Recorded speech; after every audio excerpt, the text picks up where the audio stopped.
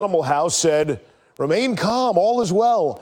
Lakers GM Rob Pelinka said after today's soap opera episode, so I think people can look at this as an opportunity to win a championship, possibly next year. That's quite a leap of faith in a hurry.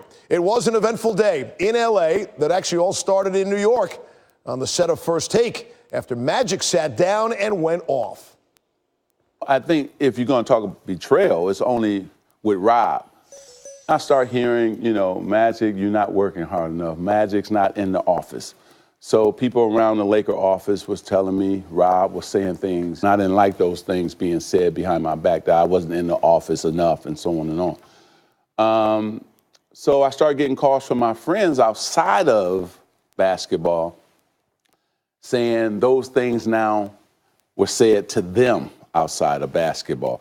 When I took the job, you know how many agents called me and said, you got to watch out for him? And I said, I got to give the guy a fair chance. I can't listen to people. And so, but he was a hard worker, smart guy. But now you have that position. So I'm good with that. These things are surprising to hear and disheartening. But I look forward to the opportunity to talk with him and sit down with him and work through them, just like in any relationship, because they're just simply not true.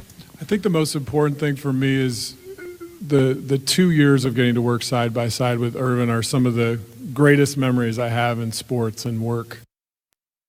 Here's Stephen A. Smith now. Stephen A., you're taking sides. Magic calls Pelinka a backstabber, and Rob makes it sound like they just spoke a couple days ago and everything's great. What's up? Well, there's no way in hell I'm not taking Magic's side. Of course I'm going to side with Magic Johnson. Magic Johnson was the one in the studio. Magic Johnson was the one that was incredibly forthcoming about where he stands and how he feels and why. And more importantly, Magic Johnson's not the one with the reputation that Rob Pelinka has in terms of not being necessarily truthful. Magic Johnson was absolutely right in terms of what other people were saying about Rob Pelinka, and I take no pleasure in saying that. Rob Pelinka has never done anything wrong to me. He's always been very honest whenever I've spoken to him. The problem is you can't count the amount of people who genuinely dislike him, and it dates back to his days as an agent. And so when you consider the residue of that in terms of his historical background, and then you take into account what Magic Johnson said about him on First Take Monday morning, then what you surmise or deduce from that is that it's consistent with everything that a number of critics have said about Rob Pelinka dating back almost a decade at least. That cannot be denied.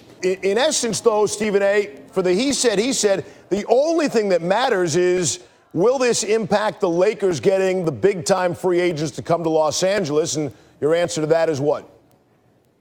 I think it has the potential to have a profound impact because now LeBron James is standing all alone. After all, look at the organization. Who else is going to recruit? When you have Magic Johnson there, understand what you had.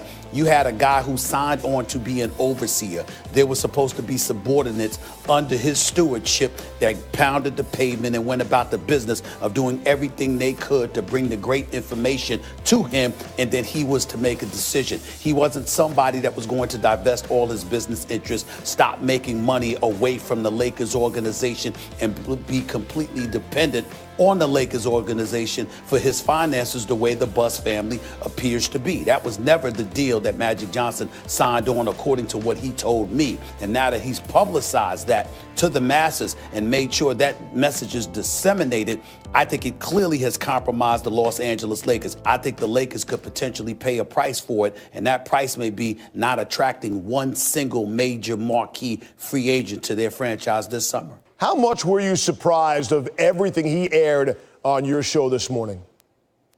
I was surprised at how candid he was about Pelinka. It's certainly something that he had heard. It was no secret the things that were being said about Rob Pelinka. And I personally spoke to Rob Pelinka and told him, these things are being said about you. His response is, people can be envious and jealous, Stephen. And sometimes when you're successful, people hate on you. But my response to him was, that's a few people. There's a laundry list of people that are saying this about you. In 25 years of covering the NBA, I can't find anybody that has had so many people speaking so ill of them and the veracity that comes out of their mouth or lack thereof, the way Rob Pelinka has been spoken of. And now for Magic Johnson to be the one individual to come out and state publicly what so many people have stated off the record, it was quite shocking that he was that candid when no one in NBA history has come out that candid about Rob Pelinka before. I was kind of shocked by that. Hey, let's make a hard left turn and get on the court, thankfully, here. What have we learned by the Warriors sweeping away the Blazers, Golden State advancing back to the NBA Finals? That this notion that the Golden State Warriors cannot win without the services of Kevin Durant may be stretching it a bit. Clearly, they're a big compromise because Kevin Durant is somebody I consider to be the best in the world. You don't just replace somebody like that. But the Golden State Warriors have done just that. What the Golden State Warriors have told us is that they are the two-time reigning defending NBA champions, and it is for a multitude of reasons. In case you forgot, you better ask somebody. That means whatever team comes out of the East, whether it's Toronto or Milwaukee, beware. Write this team off at your own peril. These boys are marksmen, they're snipers, they're assassins, and they are coming. And you're coming up from Toronto tomorrow morning. Thanks very much. Stephen A. Smith, the very latest. All right, let's take a deeper look into... Kind enough to join us now from Portland after wrapping up the sweep of the Blazers. And as you know, Scott Van Pelt in this space likes to say he's not tired yet. Legler couldn't believe how many times you crossed the court in the fourth quarter in that one sequence before scoring the basket. You played every minute in the second half. How are you feeling right now?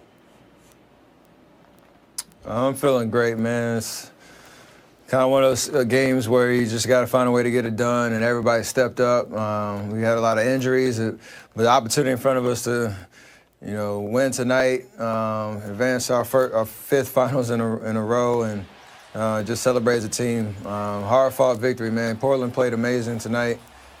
Gave us everything we asked for, and obviously celebrating the win is big. You mentioned the depth and the entire team. People are going to ask you for comparisons of the 5 teams going to the NBA Finals. Is that the biggest difference? Steve Kerr using 7 different starting lineups. Is this the most depth you guys have had in this run?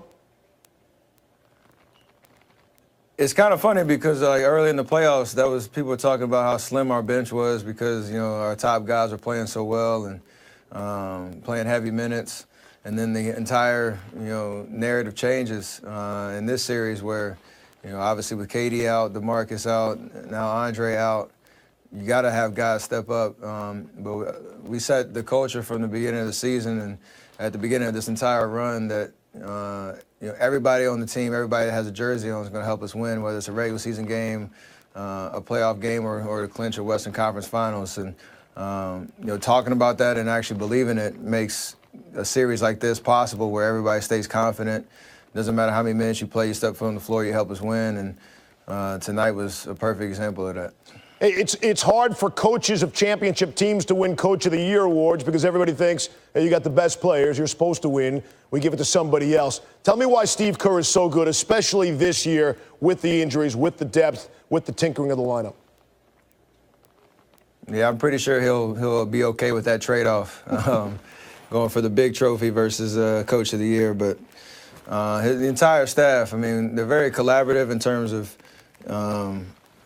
everybody having input, but at the end of the day, he makes the decisions, and we roll with it. So sometimes we don't like him, sometimes we do. It's just part of the game. But at the end of the day, there's trust, and there's no coincidence why the culture we have here allows us to have the success that we do.